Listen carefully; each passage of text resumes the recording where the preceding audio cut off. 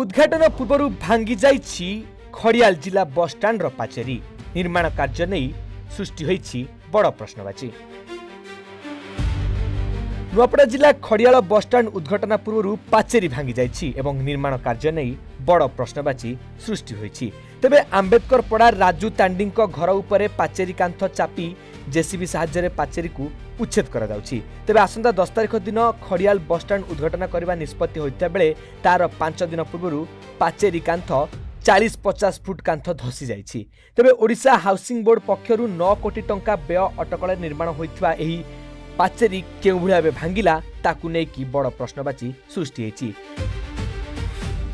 आज्ञा एटा bus stand नवा निर्मित होइछि। यार अटकल परिमाण 9 कोटी उपरे, किंतु बहुत दुखर कथा कोटी कोटी टंका खर्चा कर बस स्टैंड निर्माण होइছে, उद्घाटन भी हेनी एवं कम वर्षा रे पाचेरीटा भांगी जाइছে। निर्माण काम होइछि बोली पाचेरीटा भांगी जाइছে। पाचेरी भांगीबा संगे संगे आज्ञा ड्रेनेज सिस्टम भल नहीं है बस स्टैंड जेति पे जेते कम वर्षा रे पानी छलिया पड़ार केते घर पसी जाइছে, जद्वारा समान तागर खेती केते हेइ जाइছে खेती। सेतिपाई आम प्रशासन को दाबी करूछु एही काम रो उचित तदन करा जाऊ एवं जो ठेकादार काम करिसेंते तांको लाइसेंसटा रद्द करा जाऊ एवं आगामी दिन रे जेमिति एमिति परिस्थिति न हुए सेतिपाई सरकार उचित पदक्षेप नियंतु एवं जो मानक घर रे पानी पसिकी तांकर खेती हेछि तांको खेती सरकार पूरण करंतु। हाँ सर, पानी फानी सब पसी जाइए घर भीतर के आउ जेते भी बस स्टैंड रो पानी सब पसी जाउछे घर भीतर के, किसी भी सुविधा नहीं करे दबार। आउ जेन बड़ा भांगला से बड़ा आम घर उपरे भी पड़ी थी।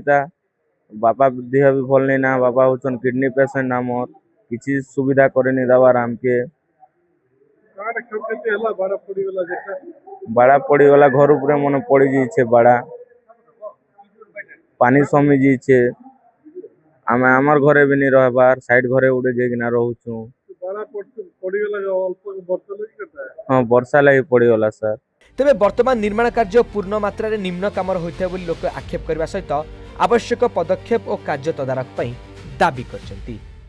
हाँ एबे आमे नपड़ा पाचेरी भांगी छि बस स्टैंड पाचेरी भांगी छि बोली खबर पाइथिलु। से हिसाब रे आमे आस्थिलु आ देखिलु पाचेरी रो किछि अंश ढली जाई छि, गोटे घर को ढली छि आ गोटे पाखरे थिबा खाली जगह प्लस सेथरे भी छोटा घर अछि सेता ऊपर पड़ी छि।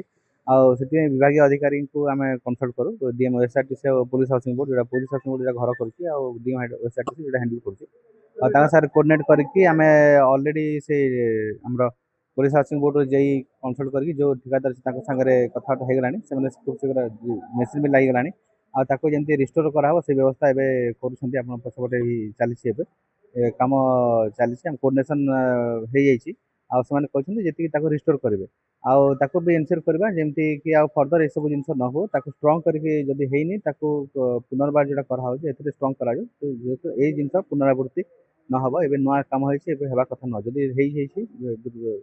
नुआपड़ारू सुजित कुमार प्रधान का रिपोर्ट, प्रतिदिन टीवी। अरे वाओ अनु, केते सुंदर ड्राइंग बनैछु। एटा कोन बनैछु? एरा मु, एरा बापा, एरा बो, एरा जेजे बापा, एरा जेजे माँ। वाओ, औ एटा कोन हम फैमिली डॉक्टर? हां बो, एरा हम फैमिली हॉस्पिटल।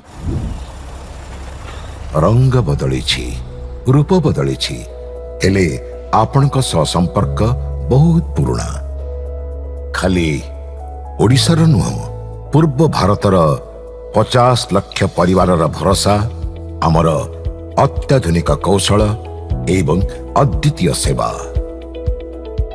27 वर्षर संपर्क आमको करि परिछि आपनक निजर family hospital. Thank you doctor.